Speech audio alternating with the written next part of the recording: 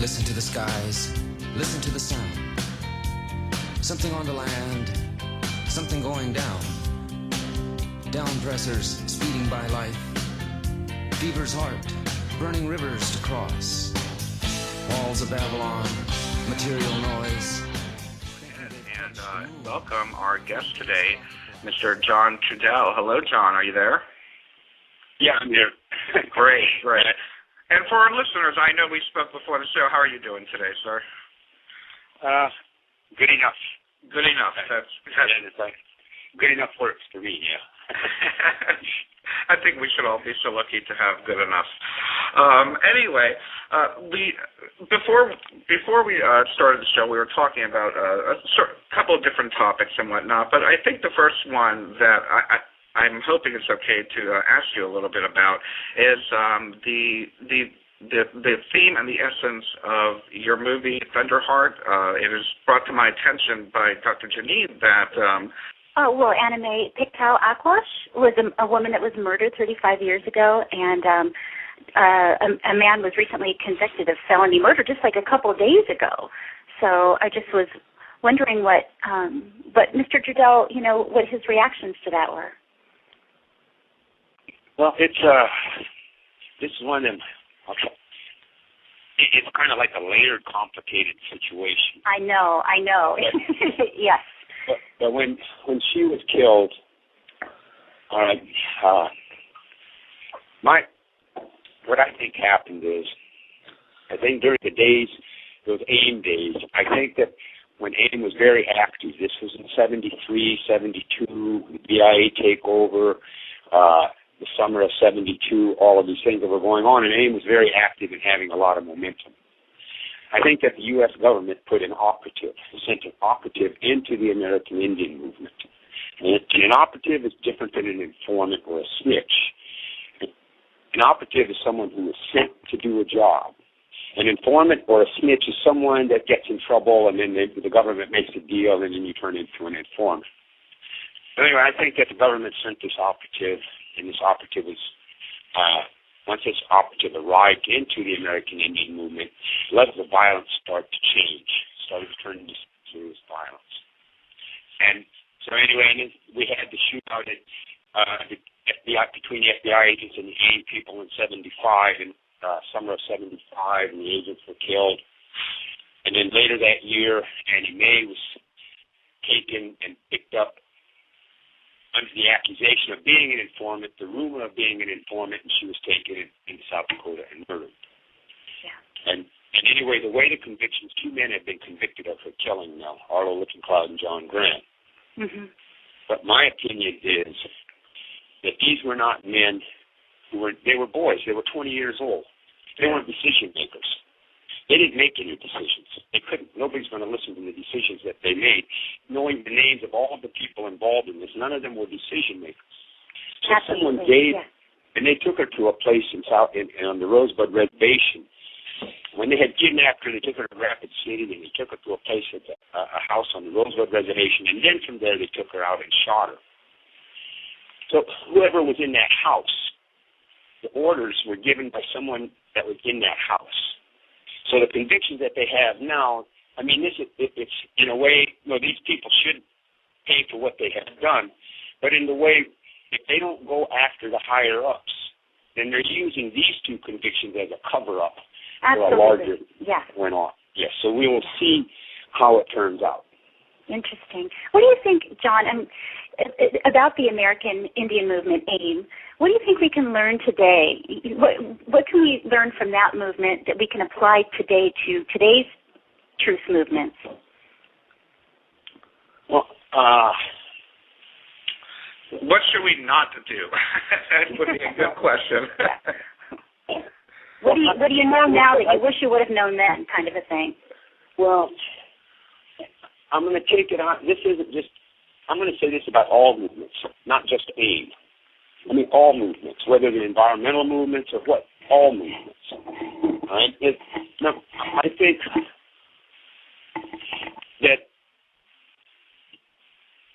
that movements make too many emotional decisions.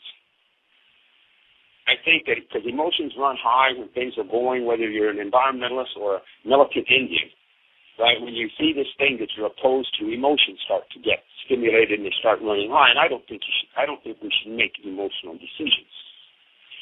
I think that because when we make emotional decisions, we're not thinking clearly and coherently. I don't know anyone that using the power of their intelligence clearly and coherently when they're making emotional decisions. Absolutely, yeah. So I think, all right, that that's crucial, is to not make emotional decisions. And my mom says you can't learn to swim when you're drowning. Yeah. Yeah. And using the power of our intelligence with some clarity and some coherency. But we cannot use that power of clarity and coherency when we're emotionally reacting. And to me, that's one of the things that I would say is a very important thing. And I think that, and then we get into certain basics. I mean, it's like, I think that there has to be some kind of examination or discussion about how we're using our energy, because, all the basic reality is that, okay, I came into all of this in the 60s. I surfaced in the 60s because of my age and stuff. And I look back at that, and, our intentions were good. Our ideals were good. Our motives were good. We brought good against what we perceived to be not good. But here it is now, 40 years later, all right, and what we perceived to not be good is even worse than it was when we brought our good. So what's missing here? And if you look at the generation before and the generation before and the generation before, this seems to be a thing that just continues. We have movements, we protest, we do whatever this and that is, but the next generation is dealing with a bigger beast than we were. Yeah. And I think this really needs to be looked at. This is what I'm saying about making emotional decisions. If we get emotionally involved, we're not seeing something, a larger pattern around us. And, Go ahead. Pardon? I was just going to say, how do you think that people can shift out of their emotional reactions and get into sort of a proactive use their power of their intelligence in a proactive kind of a way? How can they shift that? Well, I think we have to understand that we've been imprinted to perceive reality from a distorted perception. We've been imprinted from birth to perceive reality based upon the negativity of how we perceive ourselves. And so it distorts. We've been programmed to believe reality. We've not been taught to recognize reality. And it's like, so I think it goes back to understanding the power of our. See, one thing is like, whoever we are is the good guys. Whether we're environmentalists or we're chasing spirituality, whatever it is we're all about. I don't see how we can show respect to what it is we say we respect if we don't respect our intelligence. It's like, how can you pray to a creator and say, thank you for giving me life? But if we don't say thank you for my intelligence, too, we're missing something. Because as human beings, we were given this power. This is how we generate our power, is through our intelligence. We manifest it through our intelligence as long as we're human form, in human form. We're human beings being in human form. And so I think that we're not really, we need to really understand the power of our intelligence. And so anyway, one of the things about it is we've been imprinted basically from birth to believe, not to think. Yeah. And the imprinting is so deep that we believe believing is thinking, but it's not. Because they don't want us thinking. Right? Because it's like, and because everything is about energy, it's all electrical. Everything is about energy. Yes. And when we think, we project electromagnetic thought. This means we're sending energy that's flowing into, just flowing. Now, when we take that energy of thinking, that flowing energy, the electromagnetic thought, that flowing energy, and we change it to believing, but then basically we're taking that energy and we're putting it in a container. Because all belief all right, has its prejudices and its biases. So we're taking this power, the flowing electromagnetic energy, and putting it in this container. But because it is energy, it has to intensify. So as it intensifies in our little mental containers, then it creates these stresses. And these stresses immediately are based upon the negatives of how we've been imprinted to perceive ourselves. So it distorts our energy. Am I making sense? Absolutely. Yeah, absolutely. Okay. I get lost sometimes. Yeah. Very much so. So it's almost like we have to have some type of a philosophical understanding with reality. Because the power of our intelligence is it's like, to me, we're being mined. Because everything is electrical and everything's about energy. Mm-hmm. And it's almost like that industrial ruling class that's here, right? It's like they're mining our energy. Yeah. Like they're just the same way they're mining the uranium out of the earth, and they're mining the fossil fuel, and they're mining the gold, and and it's like they're mining the being part of humans through how they imprint us to perceive reality. And I think, we have to think about these things if we're really going to have any real kind of change in what's going on. All the movement emphasis, all of it's based upon participating in the system by the rules, that the way the system says is the legitimate way to participate. Mm-hmm. All right? And even violent civil disobedience is a legitimate way to participate, the way the system is structured. Or nonviolent. It doesn't matter, because it's designed to absorb all of those things, whether it's violent or nonviolent, civil disobedience. Anyway,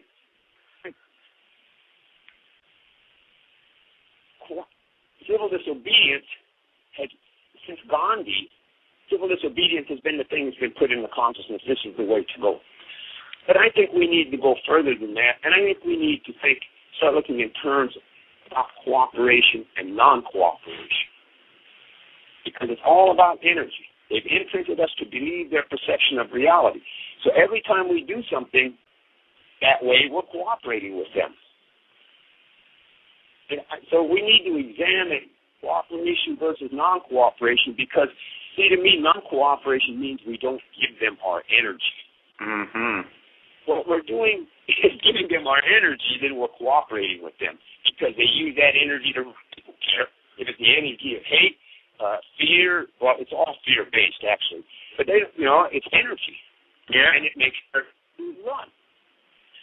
So it becomes a matter of examining the concepts of non-cooperation. It can go from anything like, let's say for the environment, to protect this environment. If someone was set out to organize people to not spend any money on an agreed upon thing, we will not spend any money on this agreed upon day, and if that happened, then it would have an impact, because we're not cooperating with them, especially the way the economy is now after all. But then they would feel that, and they would have to deal with it.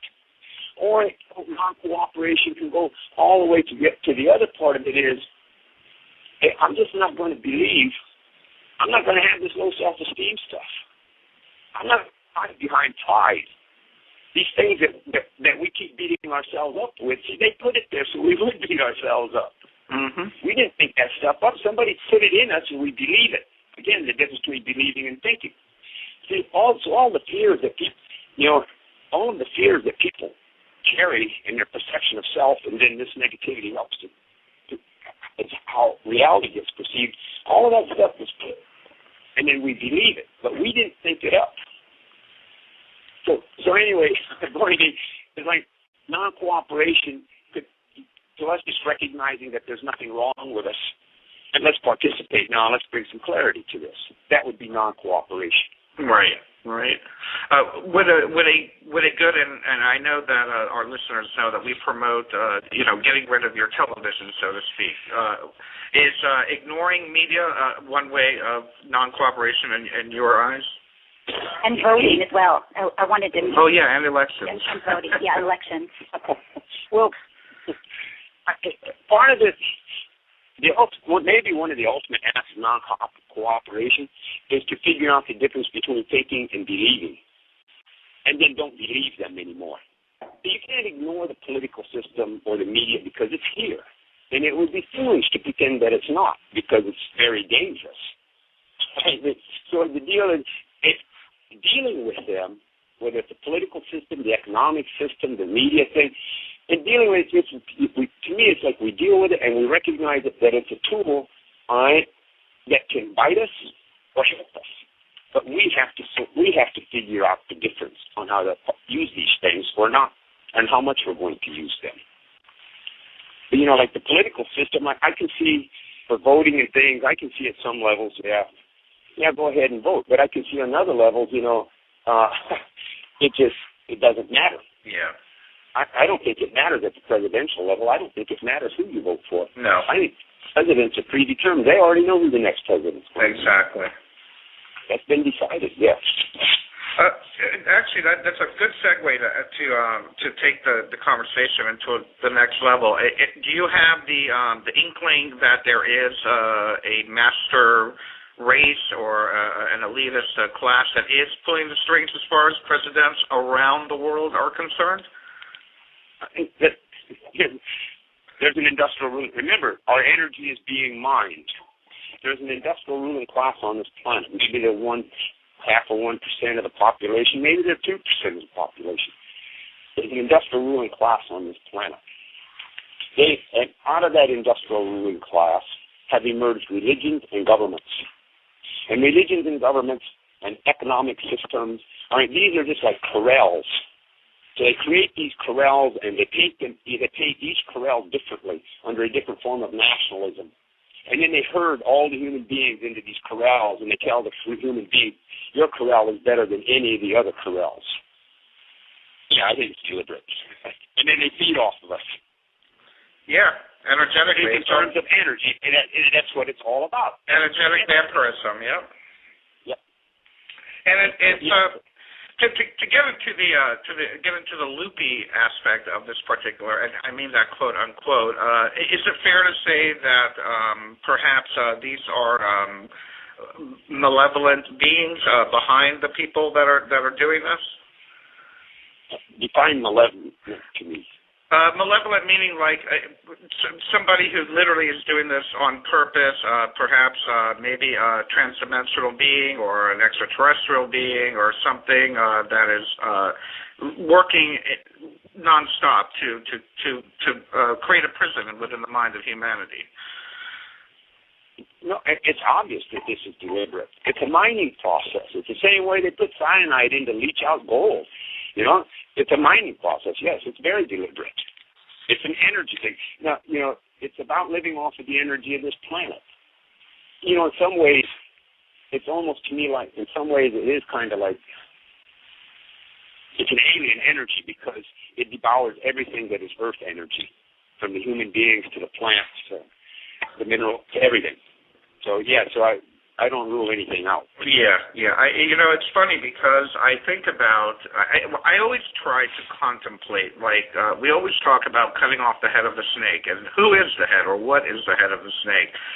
And we look at our world today, especially what's being perpetuated in the media, and it seems that it's almost like they're following a guidebook on the Brave New World or 1984 where war is peace and peace is war and good is bad and bad is good. And anyone with critical thinking would have the ability to see that it's just being imposed upon us, that it's ridiculous, really, in its definition of peace. But, that makes me think that it cannot be I don't want to say it can't be human, but it's fair to say that it is very alien to the normal human heart and the heart of compassion and understanding when they rape the earth, when they keep. spouting pollution and whatnot. Well, there's some things here. It's like, and it could have evolved out of the earth, too. I mean, and I'll say that for this reason. When you're at the human brain, the very first cortex or whatever it is, the very first part of the human brain is reptilian. Yeah, that's right. And then it's mammalian. And then it's primate.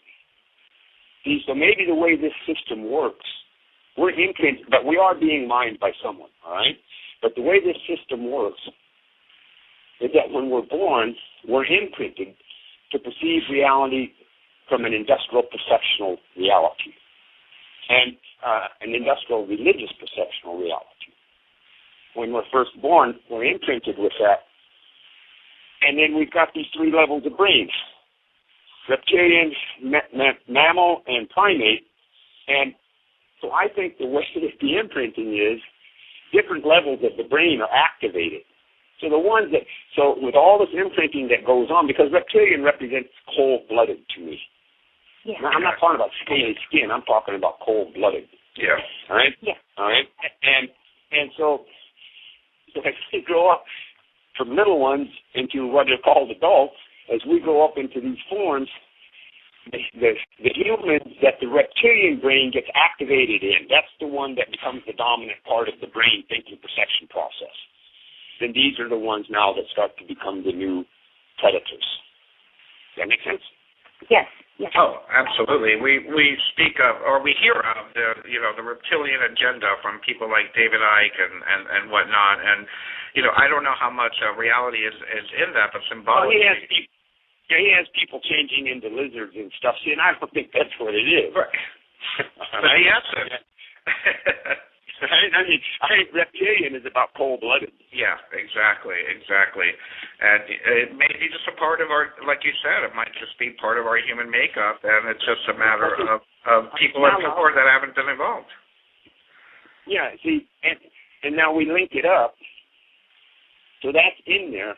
Now, whoever originally thought up this stuff, I don't know. I'm open. That could have either come from here or it came from somewhere else. And I'm very open to that.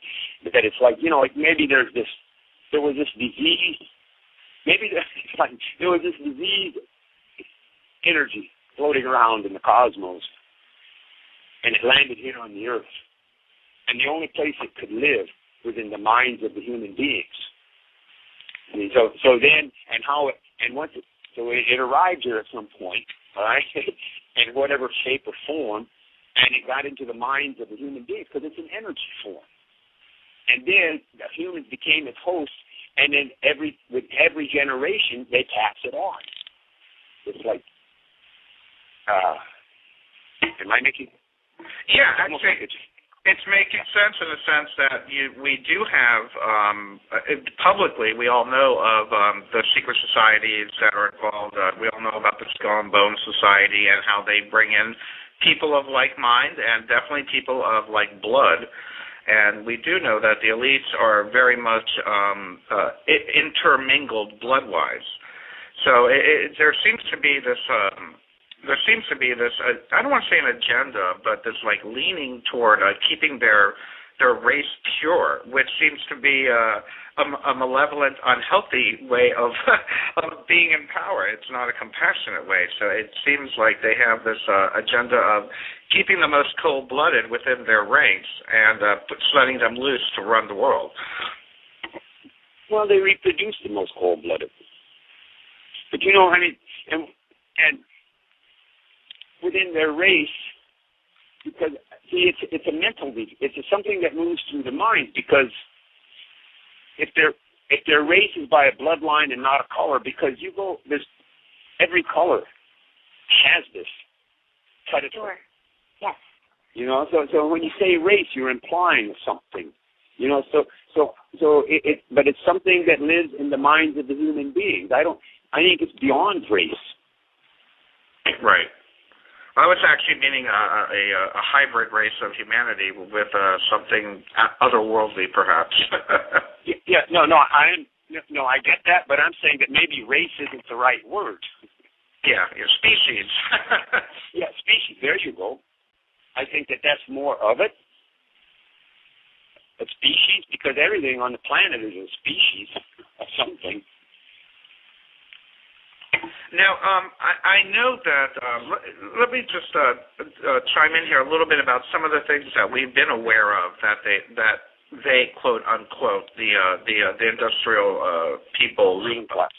Yes, the ruling class. I think that's who they are. That's not capitalist, communist, any of that. Yeah, no. We all know that socialism and all that are just, like you said, they're corrals to put people into different opposite groups, so to speak, so they can fight with each other, and that's been pretty much proven. But as far as, let's say, the idea of destroying the environment, or another example is this whole chemtrail thing, where they're spraying Corexit all over the place, and God knows what else they're spraying all over the rest of the countries. Now, in the Gulf, we see that, they have an excuse to do this. But it's been shown throughout the world that they are literally spraying these chemicals all over the world. It's in our foods, it's in our water, it's in our land, and whatnot. Have you contemplated or thought about why would they be poisoning the people or the planet? Is this to make more money, or is this something that perhaps that's what cold-blooded people need to survive? I don't know. What are your thoughts on that? Let's look at it as their environmental protection program for them, all right? So they spray all these chemicals, and they do all of this, and they create all these poisons. The planet's overpopulated. So for them, in practical terms, they could afford to lose a couple billion people. And that's just practical reality. So they don't, and in the process of doing it, make a lot of money. And they know what they're doing in that level, right? And because when you look at dwindling resources, eliminate some of the population, then they have more access to the dwindling resources. And the fact that they're poisoning the environment, what I can't quite figure out, they're poisoning the environment, so it seems as though they would be affected by it too. But they may be so far disconnected from reality, they don't understand that. Absolutely. What is their reality? because I think a part of the deal is, for us as beings,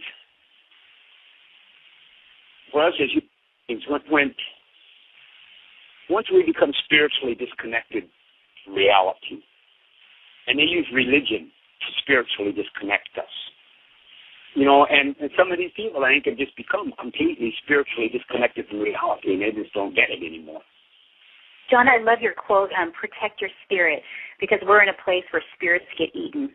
I love that quote. You're making me think of that, yes. But see, that's what I'm saying. They're mining. Right? They're eating our energy, yes. I wonder if we could talk a little bit about hemp, because I know you're involved in the hemp movement. Yeah, well, here's the thing. If people would go to the website,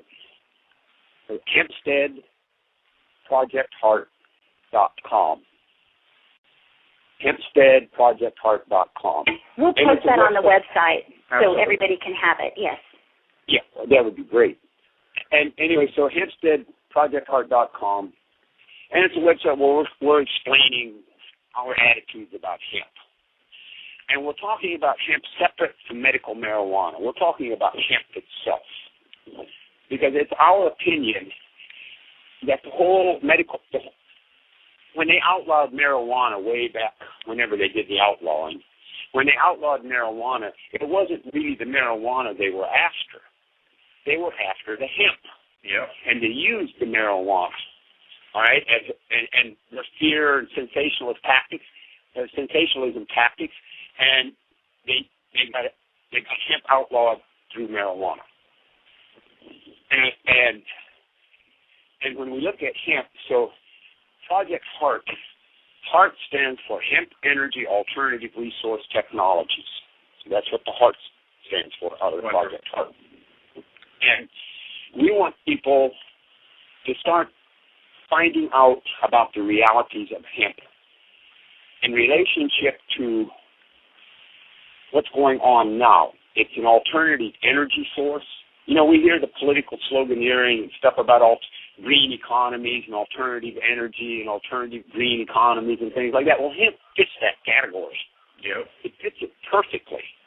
And hemp can basically be used everywhere that you can use things from the petrochemical and from the forest. That's why it was outlawed back in the early 1900s, because it was competitive. Randolph Hearst owned a bunch of forests. Hemp made better paper, but only, and the way it worked, the way it happened was only a few people could own the oil. Only a few people could own the forest. But every man could own the hemp, so to speak. Right. And so this all is fell into place this way. But we would like for people to go and examine the realities, because especially environmentalists. Because one of my issues with the environmentalists, and a lot of things that go on, but one of my issues is, I think that what we do, we need to do it because it's caring-based. We care for the earth. We care. But too much of what's going on now is being done because it's fear-based. And because it's fear-based, emotional reactions and decisions get made. And anyway, I just need to throw that out there, right? That makes sense. So we want people to look at this, pursue the information about hemp, educate themselves about the realities of hemp, and then make their own decision as to whether this makes sense to them. Now that's our objective. It's not a website that we interact. It's there, and we leave links to a lot of other websites. So it's just there with our explanations of who we are, we call ourselves the Olders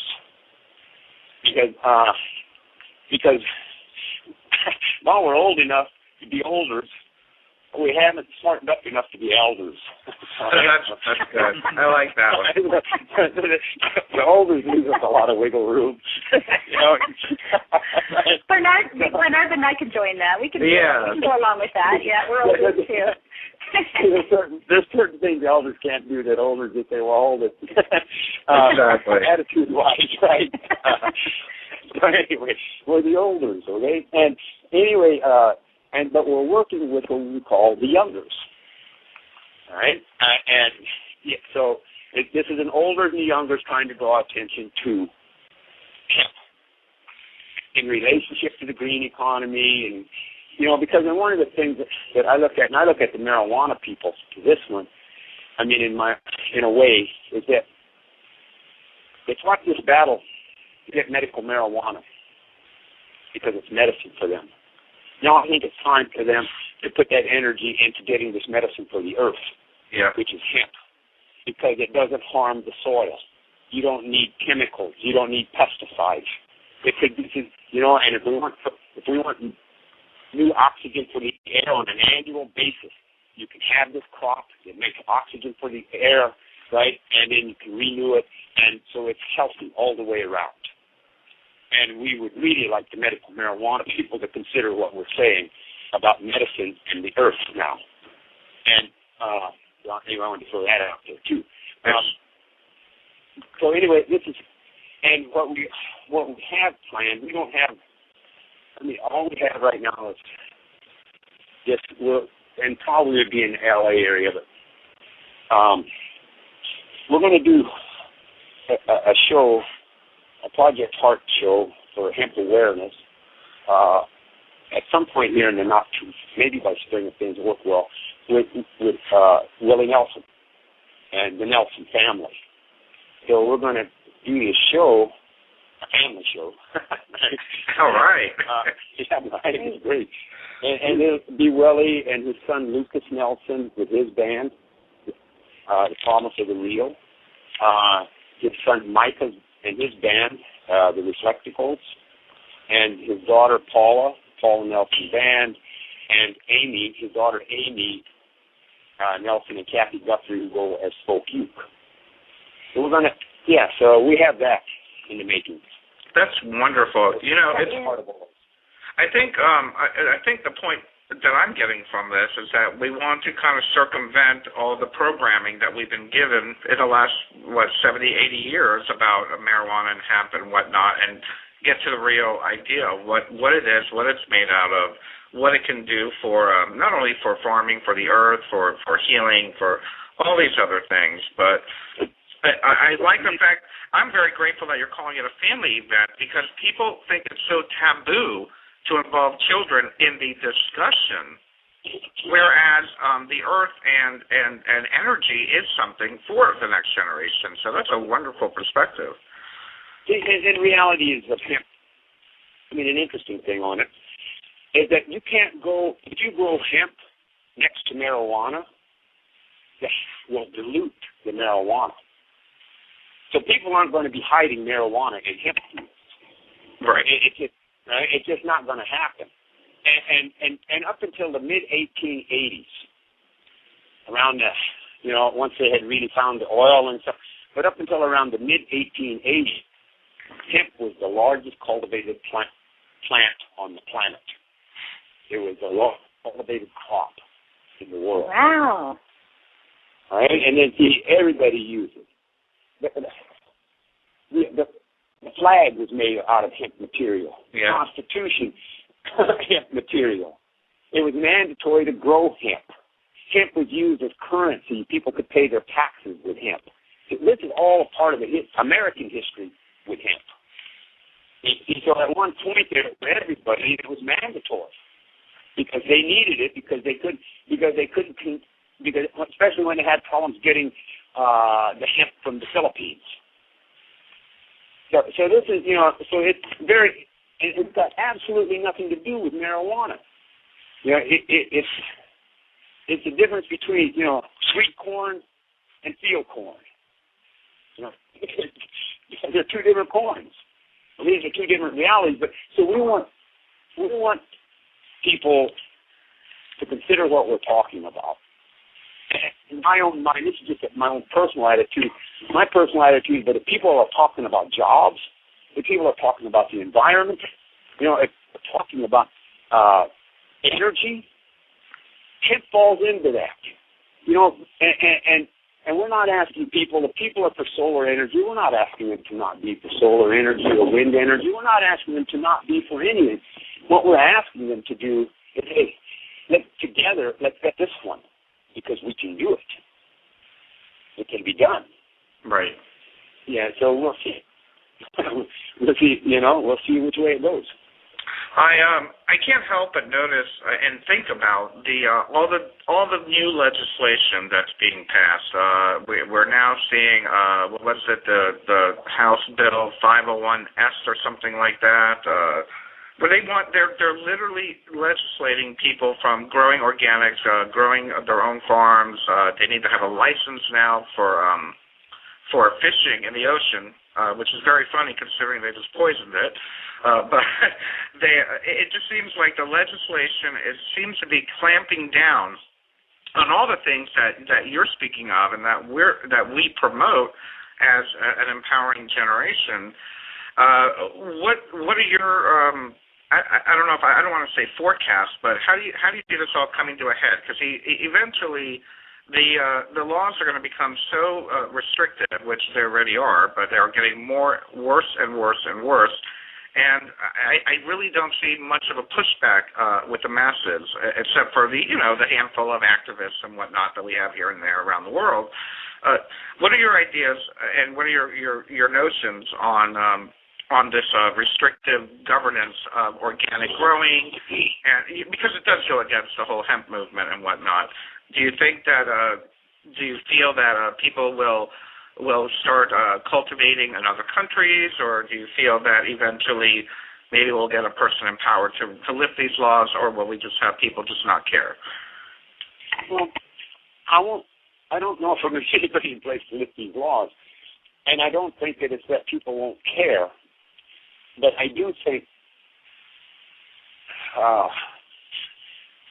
I think they're taking us back to the Dark Ages, but now we have electric and neon. And then when you look at the Dark Ages, you had the landlords and the peasants and the serfs, and you had the church, and you had the royalty. And nobody else had any rights, and everybody else was just a commodity. And all their lives were very rigidly controlled and structured. I think we're going back to that. That's where I think it's headed, and the way things are going now, I don't really see it changing by the way people are participating in it. Because even when you have these pockets of awareness, they're being absorbed by these pockets of unawareness. So when I look at that, and now it makes me think, remember, everything is about energy. Yeah. So I think we've been one of the things, let's go back to about thinking rather than believing, how thinking is our energy flowing. Well, anyway, everything's about energy, and we spent our lifetime trying to deal with these situations, but not approaching it from the perspective of energy. We've been approaching it from the perspective of our intellectual or our emotional attachments to the issues. But let's look at it as energy. And one of the things I find very interesting, from the 60s to now, in the 60s there was all this energy generated by the baby boomers that stimulated consciousness on a national scale about women's rights, about the environment. So the consciousness got stimulated, for Native people, for blacks, everything. It all happened with the war. All of that happened. So the energy got stimulated in such a way that it affected the consciousness. But since then, it only happened twice. And both times that it happened from varying minorities. And the two times, it was the medical marijuana people and the gays and lesbians. They were committed enough and had enough awareness and thought and clarity in using their intelligence to making their issues energy stimulators. They stimulated the energy enough that on the national level, they got change. Yeah. All right? And I think that that's what's necessary.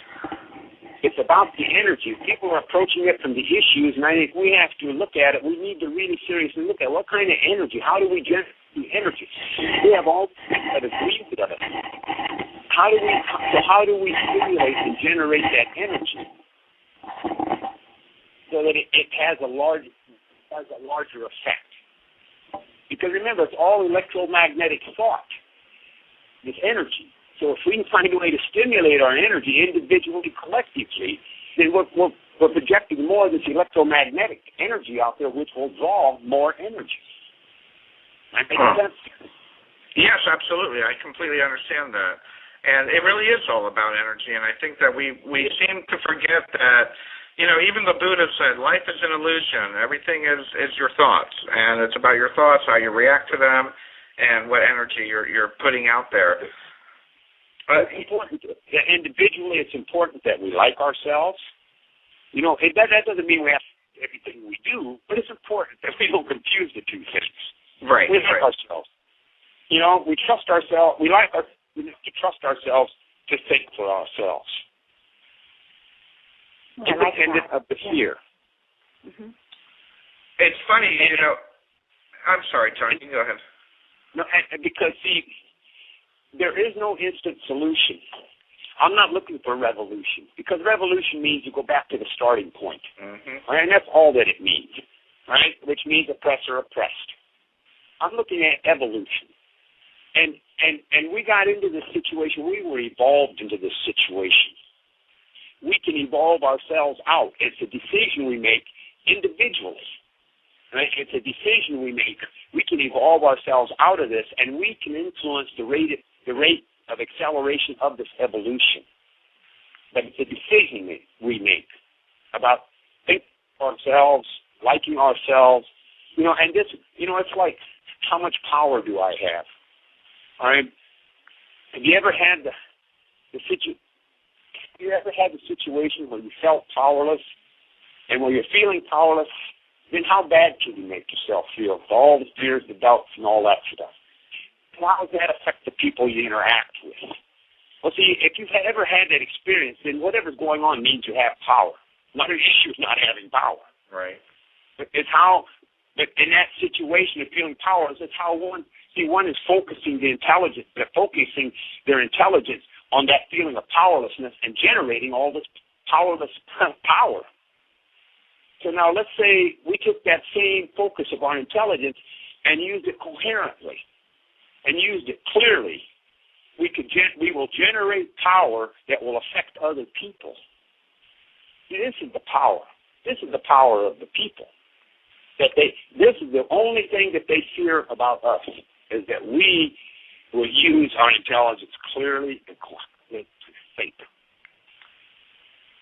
And go against all the programming. That's right. See, the anecdote.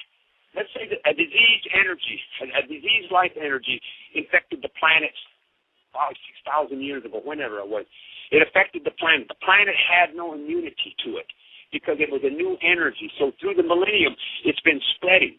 But see, the planet has now had enough time to develop the immunity, and the immunity is our consciousness. Right. Now, whether we will let it kick in or not is the issue.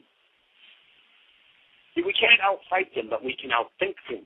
Absolutely. This is why it's important to not make emotional decisions. We can't outfight anything. We can't even outfight ourselves.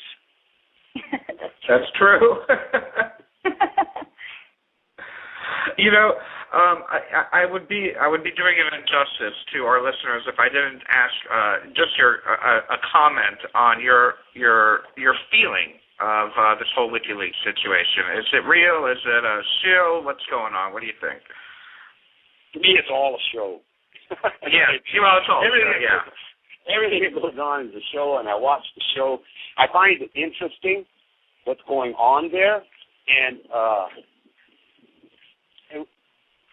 what I find interesting, you know, the thing I find the most interesting about it, though, really, what's that? Is that whether this guy is for real or not, yeah, I find that the public reaction to this is muted. You know, it's written all about it. All these different people have got these opinions of the people that have taken a hard side, or you know. But generally speaking, the mass of the public, you hear nothing from them. No. And see, they're the ones that should be being outraged by this. So this is what I find interesting. Now, because you don't really, and to some degree, it could be the media censoring that response. But then when you go look at Facebook and other places, you don't really see a lot about it. No. So I find that part. I watch it as a show. I'm not taking any sides on it. I'm watching it as a show, because it gives me a certain objectivity to recognize what's going on. Because, you know, one of the things I would add to this, when I'm talking about energy and our intelligence and the difference between thinking and believing, there's another thing about judgment. And I make a distinction between judging and recognizing. See, I think as human beings, one of the things that's not, because we've been imprinted to have this negative self-esteem stuff, that automatically means we've been imprinted with judgment because we've been judged. We believe the judgment. So now we become judgmental ourselves. And I think that time when that's got to be put away, because either we can it's our responsibility to recognize what's going on. And that means to recognize means you look at it. You look at it and you see it from every way you can see it, feel it, touch it, taste it, but you seek to recognize it for what it is. When we take sides and we judge, then our ability to recognize gets put in that same container, because all judgments are like beliefs. They have their limitations and their biases and their prejudices. So when these things come along, on one level, yeah, I like what I do it, but I don't know. It's a show, you know. And so let's see, when the show has played for a while, then I'll get a better understanding. First thing. Yeah, I kind of feel the same way. I feel that it's something to, there was just an article today in The Guardian out of the United Kingdom saying that it's being used to, to monopolize the attention of the masses, to create perhaps some kind of revolution that will then give the governments or whatever, the powers that be, the reason to shut down the internet, to create a police state, et cetera, et cetera, et cetera. So it's a very fine line of is this going to be something positive, or is it going to be something to create more of a clampdown? I don't see them shutting down the internet. I don't see it happening. They gave us the internet so that they could monitor us. Remember, the military had the internet for 20 years. Oh, that's true. So they gave it to us all right, it's a way of keeping tabs on us. I don't see them shutting down the internet as a result of that. Right? We're in big trouble, Dr. Bernard, you and I. We're in really big trouble. But I can see them using it to set up mechanisms to control certain aspects of the Internet stuff. But, and this whole rhetoric of setting up a police state. The Guardian, people better get used to this. It's already been set up. Yeah. They're not setting one up. It's here. When I was a kid going to school, I remember them telling me about the Soviets, the Russians, the USSR, and the Nazi secret police. They could come into your house whenever they wanted. They could yank you off the streets. They spy on you. They get their neighbors to spy on you. They keep files on you. And we were supposed to oppose that because it was bad. And now it's here. It's here and it's celebrated by the masses, unfortunately. So for people to say that they're setting one up, it has been set up. And the other thing, but it's not futuristic. It's the past. I'm telling you, it's medieval Europe, all right, being recreated. Because when you look at what's going on, because everything's about energy, so all energies have a pattern. So if you look at the energy patterns of industrial civilization, nothing has changed. They're not setting up something new. They just got new ways to do it with. It's the same thing. It's the same oppressive system, that they set up. I don't know who set it up. What do they call it? Surfism or something to that effect? With the landlord, yeah, like you said, the landlords and all that. Yeah, see, so the only thing that changes, the generations change, the technology changes, and the terminology changes. But the basic controlling predatory system of feeding off of the energy of a few, the same predatory system of a few, feeding the energy of the larger mass has remained the same. This is the puzzle. This is the puzzle. That's why I say it's about energy, and we need to look at it that way. And that's something that a lot of people don't want to take responsibility for, because then you're asking them to take responsibility for not only their actions but their emotional reaction, and that's not something anyone is taught to do. I don't know if it's people don't want to take responsibility, but it's new. Nobody said these things to them. Because when you really look at it, see, I think when I look at the collective mass of people, I think it's all up for grabs yet. You know what they're waiting for? They're waiting for someone or some things, not even someone. They're waiting for something that makes sense. But we're not giving them, in the large run, we're giving them our emotional attachments and our emotional reactions. See, and in some ways they make sense, but they don't make the same kind of sense. So what people are being stuck with is they're being stuck with all these different partially made sense programs. But I'm saying if we just make sense. Yeah. And it's hard. You find that, like you said, a lot of these movements are out there, and they're very justified in their causes and whatnot, but we're not getting to the root of the problem, which is exactly what you've described today, is the whole energetic aspect of it. And to give something that makes sense to the masses on that level, it would be, first of all, it would be revolutionary. It would be wonderful to see something like that happen. And I think that it can happen. What would be something like that? Our approach at it is like this Hemp project. Okay. Project Heart. Yeah, we're going out here. We're going to make whatever sense we can make and see how people relate to it.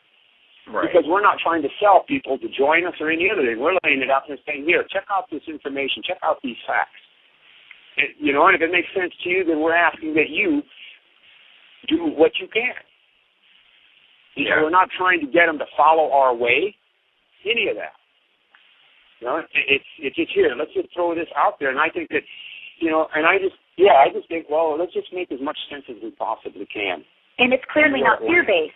It's clearly not fear-based like many of the other movements. Yeah, it's not reactionary. It's appealing to people's common sense. Yeah, because common sense.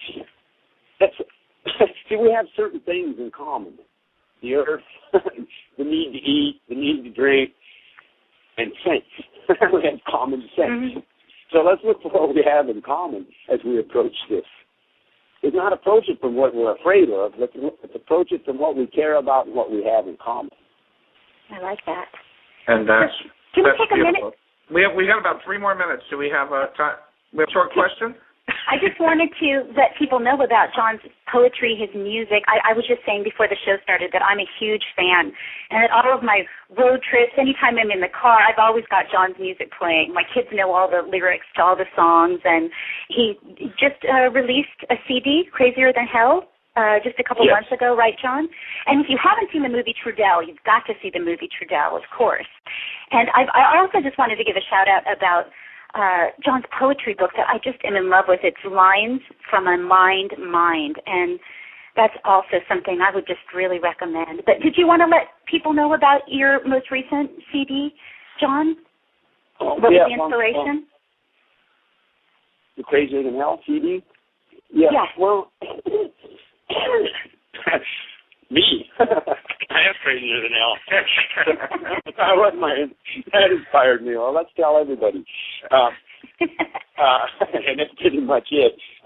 No, actually, Crazier Than Hell was a love song for someone, that I wrote for someone who passed on. I mean, the title song itself. Yes. But the whole concept of the album itself is, something is crazier than hell. What's going on is. Yeah, right. Yeah, well, I mean, it is. When you look at look at the situation we're in. So anyway, it's kind of just some abstract observation about it. Because when I write an album, to me, my albums are like my books. There's the title of the album, and then each song is like a chapter in this book of stories, so to speak. And you've got a new CD coming out. Yeah, the new one, we're recording it now. We've got all the tracks recorded, but we've got overdubbing and mixing and things to do and all of that. So the objective is to have it ready by spring. Oh, wonderful, wonderful. Well, we'll definitely look forward to that. I definitely, usual, every time I've ever seen a video or heard a recording of you speaking on these topics, it's always very interesting. It keeps me thinking, and if anything, I think it's given me some food for thought to think about, especially the whole idea of energetic reaction. So thank you so much for being here with us today. Yes, thank you so much, John. It's been wonderful, and you were so generous and kind to do our little radio show. We really, really appreciate it. Yes. Thank you for having me. and to me, it's because I'm not trying to get people to believe me or not believe me or follow anything, but if anything I got to say gets people to think about something, then that's the objective. Well, that's beautiful. We covered a lot of ground today, so there's something in this conversation, I think, for everyone. We sure did. Listen to the skies, listen to the sound. Something on the land, something going down. Down pressers speeding by life. Fever's heart, burning